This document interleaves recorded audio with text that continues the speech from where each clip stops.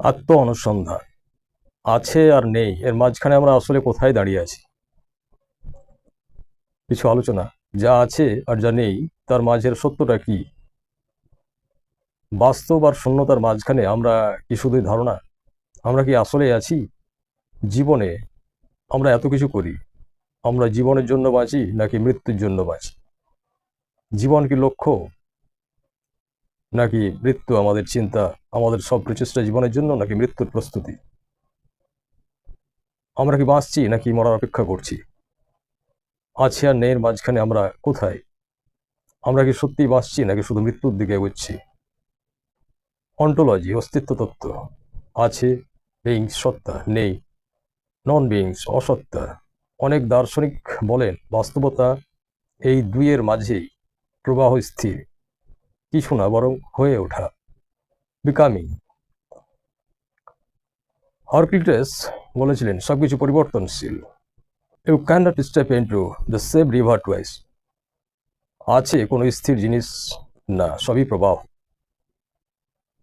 বস্তু নিজের মধ্যে স্থায়ীভাবে আছে না, আবার পুরোপুরি নেইও না।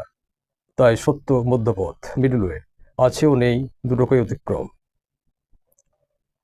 মার্টিন হেডগার মানুষ বিইংস এর প্রশ্নে ভুলে গেছে আমরা বস্তু দেখে কিন্তু অস্তিত্ব বুঝি না। আছেও নেই এর মাঝখানে মানুষ নিজেই একটা প্রশ্ন। আমরা বাঁচি জীবনের জন্য নাকি মৃত্যুর জন্য? মানুষ বিইং টুয়ার্ড ডেথ। আমরা জন্মের পর থেকে মৃত্যুর দিকে এগোচ্ছি। মৃত্যুর সচেতনতা জীবনকে অর্থ দেয়। অ্যালবার্ট কামাস। জীবন অযৌক্তিক, অর্থ নেই কিন্তু মানুষ অর্থ খোঁজে। অর্থ না থাকলে বেঁচে থাকা একটা বিদ্রোহ করা। জীবন চয়েস প্লাস ফেথ। আর আনসার্টেনিটির মাঝে বিশ্বাস নিয়ে বাঁচা।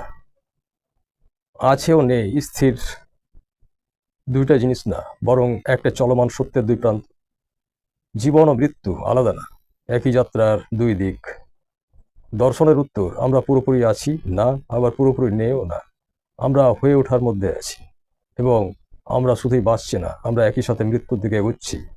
এই সত্যটাই জীবনের গভীরতা। আমরা আছে আর নেই এর মাঝখানে একটা চলমান প্রশ্ন। আমরা বাঁচছি না, শুধু আমরা প্রতিটি মুহূর্তে মৃত্যুর দিকে এগোচ্ছি। আর সেই কারণে বেঁচে থাকা এত গভীর। ধন্যবাদ।